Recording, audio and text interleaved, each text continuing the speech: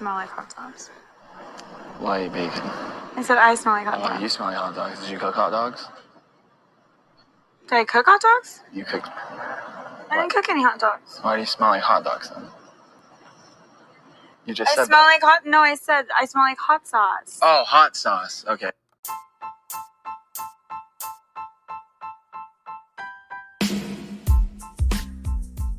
Welcome to L Squared, a podcast with fresh Love Island content.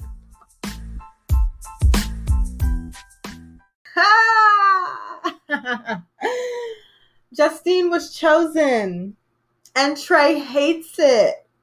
Did you see his face? He wanted her to leave. He wanted her off the show. Justine is thriving, and Trey is in the background with Lauren, the girl who can't get a man. Ooh. Let me be nice. She's still working on it. And let's not lie, Carrington has interest. So we started the episode after Rachel has left the villa. And Justine and her party of Jely is celebrating Justine's victory. Yes, we're winning. We are winning. Thank goodness. I mean, we knew this was happening, but we're still happy because we're winning. So Jely and Justine have their queen's talk at the table. And Jely is just rehashing with Justine how nervous she was and how intense the moment was. And then we recap that all of the tears disappeared from Jely's eyes as soon as Caleb said Justine, because we can't imagine the island, the show, without Justine, because it just simply doesn't exist without her. At this stage, it is verified and confirmed Justine's island. Our girl, our queen got her man like we knew she would. Caleb is now the number one Justine stan. He is fully under her influence, and the power of Justine is going to push them to Casa Amor, where Justine will get her next upgrade and move on to the finale and get her bag. That's the story. Our queen is looking long-term. She's taking steps in this game. So next, the camera pans to Trey, and he says, I feel like I'm on top of the world right now, in reference to his coupling with Lauren. Once again, like episode 1, nobody is checking for Trey. Lauren didn't choose Trey. I don't want to come off like I'm down on Trey every single episode, but it's the truth. Justine chose him out of her own grace because she's a gracious queen. But other than that, Trey without Justine is just Trey still being Trey, being a player, not being checked for, all of that. And you know what?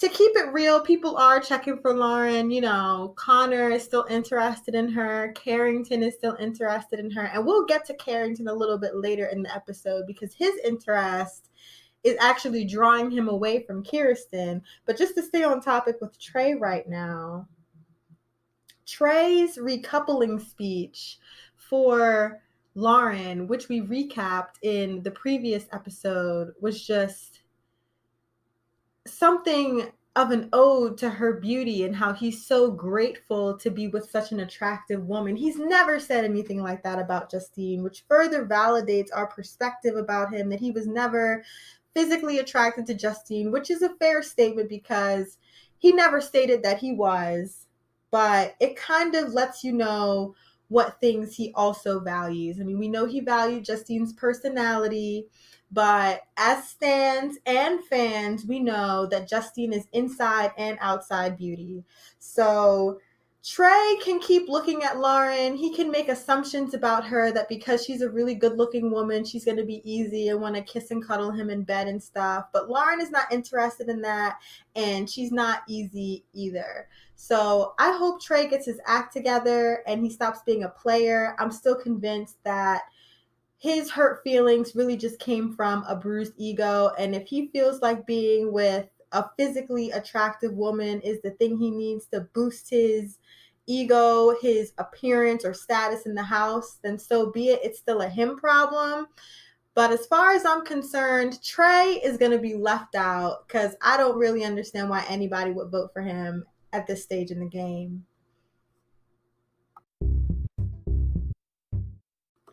So this episode seemed to provide some rising action for developing love shapes that may come into full form next week.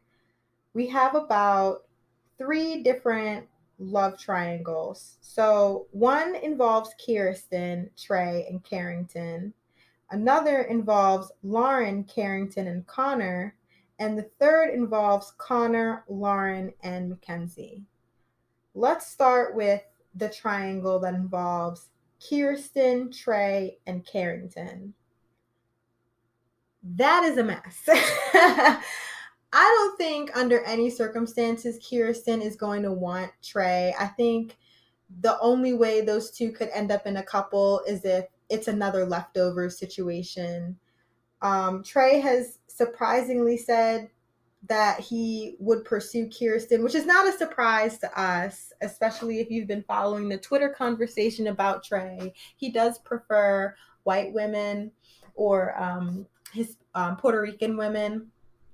So Kirsten is definitely Trey's type, but we don't think Trey is Kirsten's type, and she didn't express any interest in him like at all. I think she's more into like Carrington's look. So, oh, by the way, in case you didn't know, Carrington is Puerto Rican. I feel I must keep mentioning that because I feel like that's a very little known fact about him.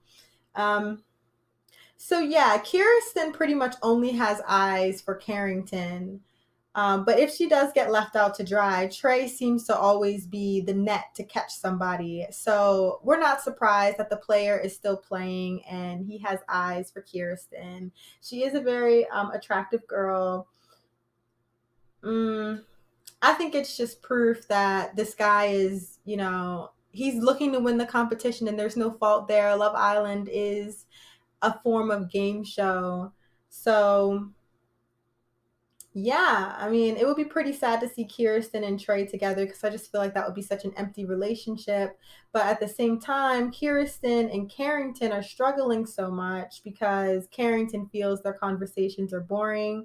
And then Lauren even offered her 2 cents on their relationship, saying that those two seem very bland.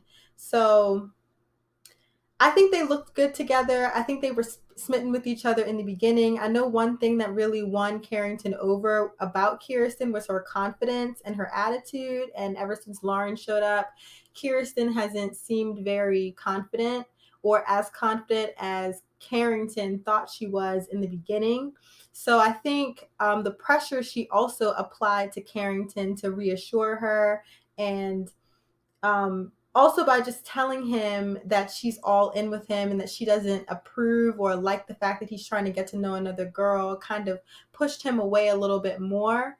So as far as Kirsten, I kind of wish she'd taken on Sally's attitude a little bit and, appeared to be unbothered, and maybe that would have changed Carrington's attitude about wanting to pursue Lauren, because I think the pressure that he's feeling is making him a bit more curious. Like whenever we feel like we can't do something, that makes us want to do it so much more. And a part of his issue is he doesn't want to miss out on anything. So I really hope Carrington doesn't pursue Lauren on a pure curiosity. I hope that if he does leave Kirsten for Lauren, it's because he's experiencing a real connection. Like there's truly something there that sets her apart from Kirsten. So on to the Lauren, Carrington, Connor triangle. Connor is still expressing some interest in Lauren. During the episode, we saw Lauren and Connor having a conversation on the couch, that of which Kenzie interrupted and confronted Connor, asking him about the physical affection he was showing Lauren on their date, her date with Connor. So Connor, once again, was caught in a lie. He admitted to holding Lauren's hand and, being interested in her. And at this point, the whole Connor and Mackenzie drama is just boring. It is dry.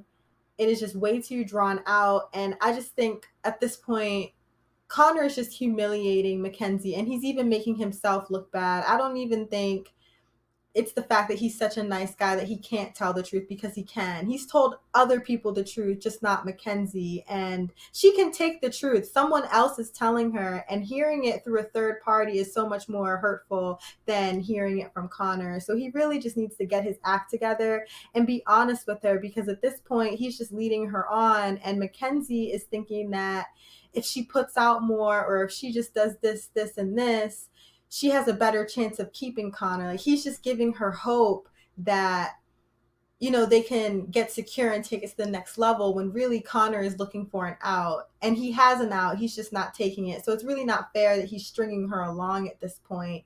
And it's hurtful and embarrassing. They should send some new Islanders soon, because I think a couple of people are starting to feel trapped in their situations. But I'm not giving Connor a pass. I think he's a nice guy, but he's being very mean to Mackenzie right now, and admitting that he lied is not excusing his action. He needs to take new action on his knowledge.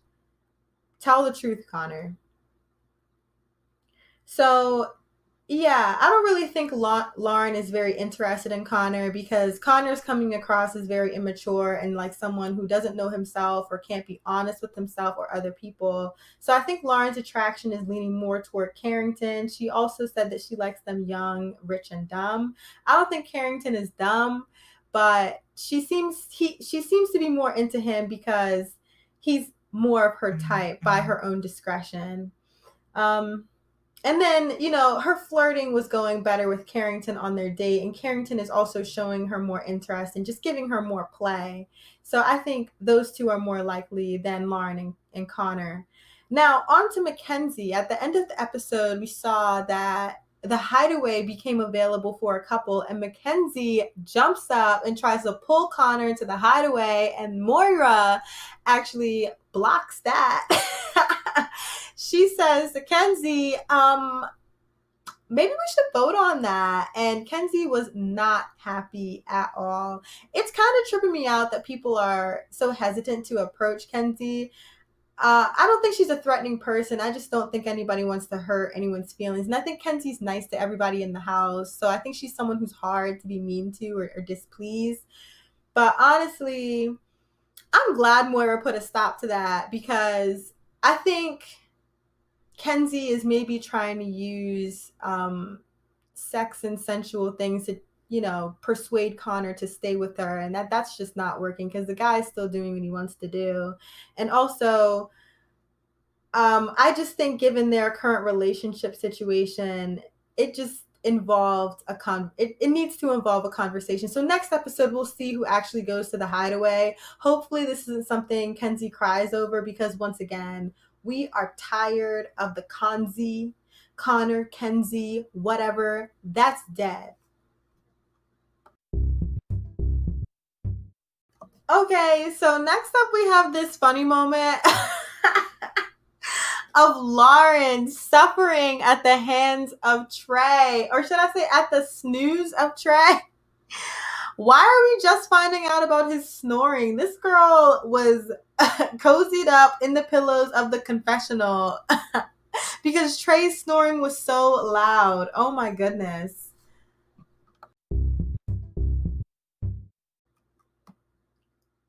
Yeah, so we get a couple of small scenes and conversations, one of which being Kenzie and Connor. Kenzie trying to be understanding and keep Connor, not working, dead, over. Then we have a conversation of Moira and Calvin, another relationship that's dead and over. Can we just acknowledge the fact that Calvin is talking about not doing PDA with Moira? Boy, you were on a national dating television show. You have to be okay with some form of PDA to go on the show. So I thought that was the most pitiful excuse for him putting Moira in the friend zone, basically. I mean, I think the woman took it with a lot of grace. But that was just ridiculous. Like, I don't even know if that was a sidestep or if that was just a an entire step back, like into a closet. Like, what in the world was that? So I don't know what Calvin's doing or what his purpose is in the villa at this point. I mean, if Carrington ends up leaving Kirsten, I hope Calvin and Kirsten happen because they're just two Texans and they seem to click a little bit on the date as far as their little like Texas sass or whatever. So Freckles just lost a whole lot of charm after that conversation. Like, that explains why him and Moira haven't been getting any screen time in like the past 4 episodes. And then we have Kirsten and Carrington's date, which took up at least 10 minutes of our episode time. I was tweeting during that date. I mean, I like Kirsten and Carrington, but honestly, the date was boring. I thought it was kind of cool that they had some shots of them on horses in the desert. It definitely looked blazing hot out there. They were both covered in a sheen, a shine, a layer of sweat. But other than them looking good on the horses, that date was not much. The conversation was not much. The only thing we got out of that was just some strong body language that Carrington is not really feeling Kirsten as much as Kirsten is feeling Carrington. So I'm really just hoping that my girl can keep her cool and not end up looking like Amy from Love Island UK season 5, because that was a whole mess and we don't need a redo of that on the American version. So please, please, please, Carrington, get your act together. Stay with my girl Kirsten. We know you can be loyal. Please, please, please, please stay in your lane. So we already talked about Trey betraying or having eyes for Kirsten while he's still with Lauren. The guy knows how to play the game. We know this. So let's just move along to Jely, who is still the happiest islander ever. Her girl Justine is still in the villa.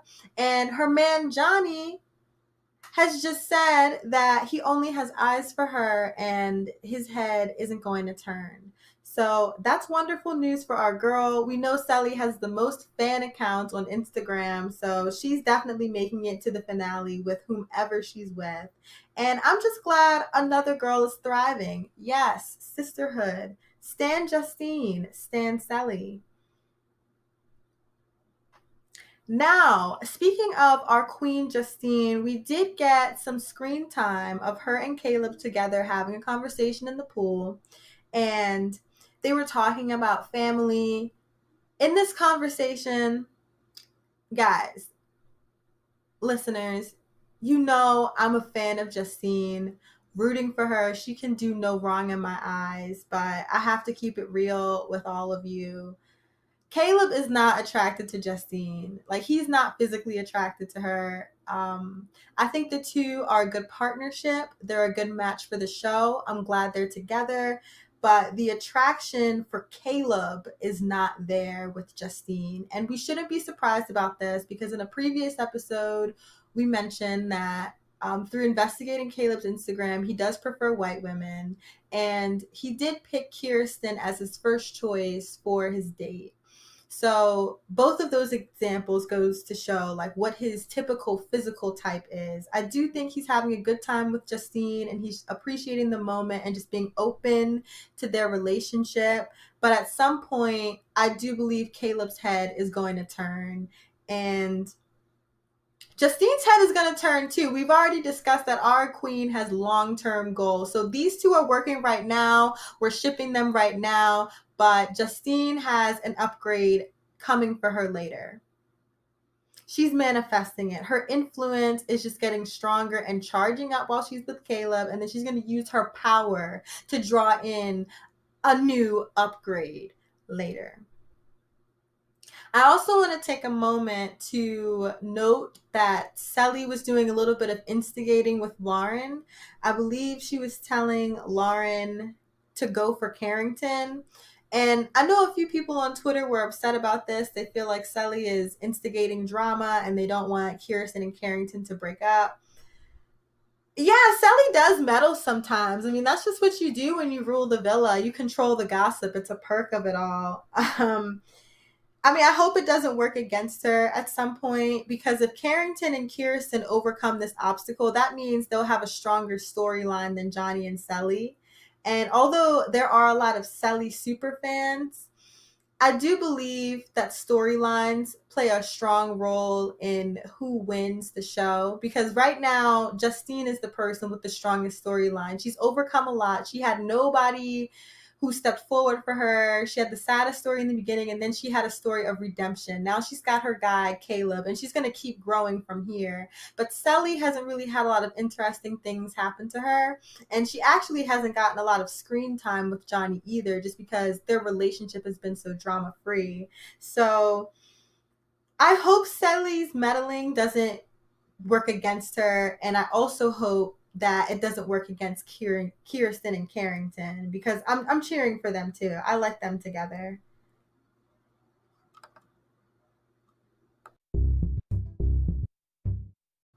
Can we just trip out at the fact that Kenzie was advising Kirsten on her relationship? She was actually saying that Carrington was leaving her breadcrumbs about his loss of interest.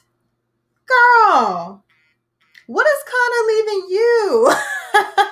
This guy has lied to your face several times. Like, are we gonna call that toast? Are we gonna call that half a loaf of burnt bread? Like, Kenzie needs to take her own advice. Like, she is a fool for love. I'm serious.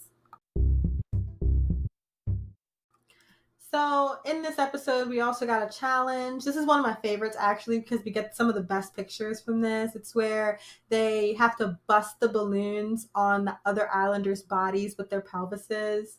And Justine and Caleb, they were getting it. That was fun to see. Yeah, it was just cool to see the Islanders loosen up and just get rid of some tension in the villa. There was also a game of Never Have I Ever, and Johnny was sucking on Sully's toes. Ew. But why was I thinking about Calvin wanting to do that to somebody? I don't know. I'm not really sure about what my read on Calvin is. If he's, I don't know. I'm just going to predict my bottom two couples, Trey and Lauren, Calvin and Moira. I do think Moira has a little fan base, but she has gotten so little screen time in the past several days. I feel they've kind of phased her out a little bit. They're probably going to pick Trey and Lauren to stay because they're going to say something like Trey hasn't gotten a good shot at love. Like, all of the guys are going to rally up for Trey because they have the deepest built relationship with him. We have to remember that Calvin is a new Islander. All of the guys haven't really had as much time to get to know Calvin, but Trey is an original Islander. I also think the guys feel that since, Lauren has just gotten there and because she's with Trey, it'll be justified to let her stay because Carrington has some vested interest in Lauren. And then there's Connor, who they feel is trapped with Mackenzie, and there's a vested interest there. So I think all of the boys are going to want to band together and keep Trey and Lauren. I think the girls are going to try to save Moira more so than Calvin, just because Moira is the OG girl and she only really got a good chance with James. If the guys don't convince the girls that they're with to vote for Lauren, then I really think like maybe Trey and Lauren will stay. I think Moira and Calvin can get dumped together. That's sad to think about. I want Moira to have more time. She seems like a nice personality, and she's the only person from the East Coast on that show. Yikes. We voted for Caleb and Justine, by the way. Okay, our couple power rankings, once again, are all over the place. We actually don't have a lot of romantic couples right now, but to no surprise, here that Jely and Johnny are still our number one couple. Jely and Johnny have been number one for a few episodes in a row now, and Jely in particular, we have to remember, was number one in the polls as the most popular girl, based on her intro video and her photos and the cast photo. And she also has a lot of Instagram fan accounts, so she has a strong vocal fan base. So Jely and Johnny are honestly looking like the winners at this point, despite their lack of storyline and plot points. If they survive Casa Amor, they're just a shoo-in for the finale. Whether or not they'll win is kind of up in the air because Justine also has a very strong fan base. But Jely and Johnny are definitely leading the race as the alpha couple. So in our beta spot, for the first time, we have Caleb and Justine. Yes. Applause. I love this. And of course they have to be, second, just because they're still a new couple and Caleb is not an original Islander. And we still have to get to know how these two work together. And also what I said before, like the reason these two are even as high as they are is because they're very popular. And the majority of that popularity has to do with the fact that Justine is a fan favorite. So she's carrying this pairing. Carrington and Kirsten are at the number 3 spot. I was really torn between who should get this spot, between Carrington and Kirsten and Connor and Mackenzie.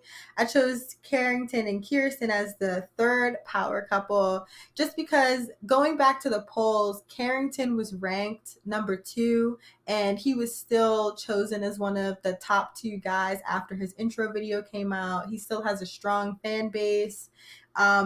I think they're the better looking couple between Connor and Mackenzie, and their relationship is actually healthier than Connor and Mackenzie's right now. They're still maintaining open communication, so they have a greater potential of working through their problem just because of that. Connor and Mackenzie, it seems that they're getting intervention in their relationship from the other Islanders, as exemplified by Moira when she intercepted them going to the hideaway. Also, Connor has been unfaithful to Mackenzie by, doing romantic things with Lauren after he declared that he and Mackenzie were official. So it just goes to show that Connor is less committed to Mackenzie than Carrington is to Kirsten at this point. At least in Carrington and Kirsten's relationship, they still have higher standards of respect there. So there's that. Calvin and Moira have our 5th power couple spot. I mean, technically they're friends at this point. And then right below them, we have Trey and Lauren, who haven't even seemed to build a relationship yet.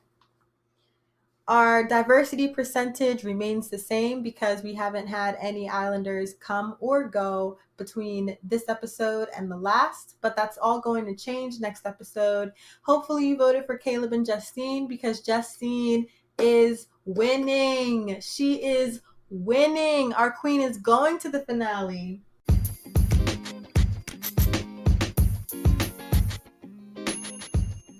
Now we're going to read our tweets. Moira has gotten no camera time. Wow. Yeah, she hasn't gotten camera time in several episodes.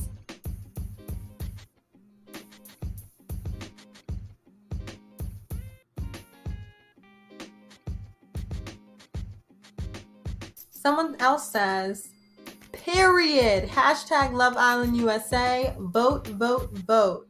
And they voted for Justine and Caleb. Yes. Team Justine all the way. Consistent. We're voting for her no matter who she's with until the end. Our girl is going to get the bag. At Manny Davis says, power couple. Hey. And there's a picture of Caleb and Justine. Amazing. We love to see that. The same person says, is it me or did Caleb get attractive when he chose Justine? Yeah, now that he's getting some more screen time and we can see him at some different angles, we can see him next to Justine. She is just thriving so much that it's causing Caleb to thrive. Wow. Gracious queen. Another person says, next season, producers got to bring in some men and women who are bi. Let's really stir some stuff up. Yeah, we already talked about this a little bit on this podcast. I said that I think it should be a season that includes like at least more than 2 bi people, or just a complete season that's, for like bi islanders only or something. So I just think with the heterosexual dynamics, it's not gonna work. Like I don't think a bi couple will be able to win in an environment like that. Another person says, one thing Love Island has taught me is that men truly ain't anything.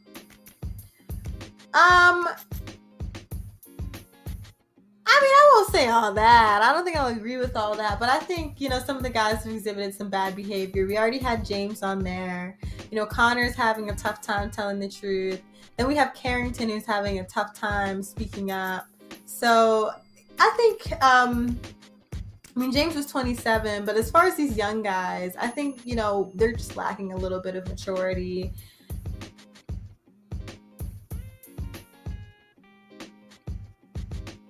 Someone else says, Carrington got the personality of a box of graham crackers and saying he can't get there with Kirsten. You know what? This is actually pretty funny because we haven't gotten a lot of scenes of Carrington being very, interesting. He doesn't come across as the funny guy. He really just comes across as the arrogant guy. And he has had some sweet moments. But we really don't know who he is yet. We can see how fun Justine is, and that Caleb is someone who's very cheery, and then Moira, she's someone who's silly. But we don't really see a lot of moments of Carrington being loose. So yeah, it is kind of tripping me out that they're not clicking or that they're boring. I really think Carrington just isn't really thinking with the right head. At Love Island says, vote Justine and Caleb. I'm here for some black love. Yeah, me too. Even though I'm pretty sure Caleb isn't that into black girls, but if they win, I'm cool with it.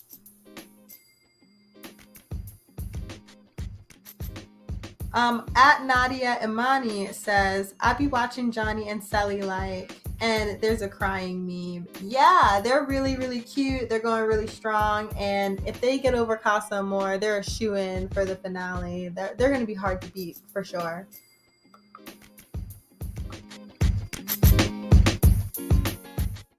Next episode, we're going to be talking about the ex-Islanders post-interviews.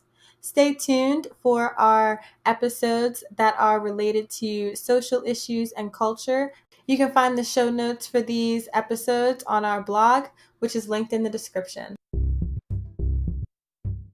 Thank you to everyone who participated in the group chat. It was a lot of fun watching the episode with you all. Keep up with us at Lonely Loquate on Instagram and Twitter. DM us if you'd like to be featured on the show. We love responding to listeners' comments. We'll be back tomorrow night with more fresh Love Island content.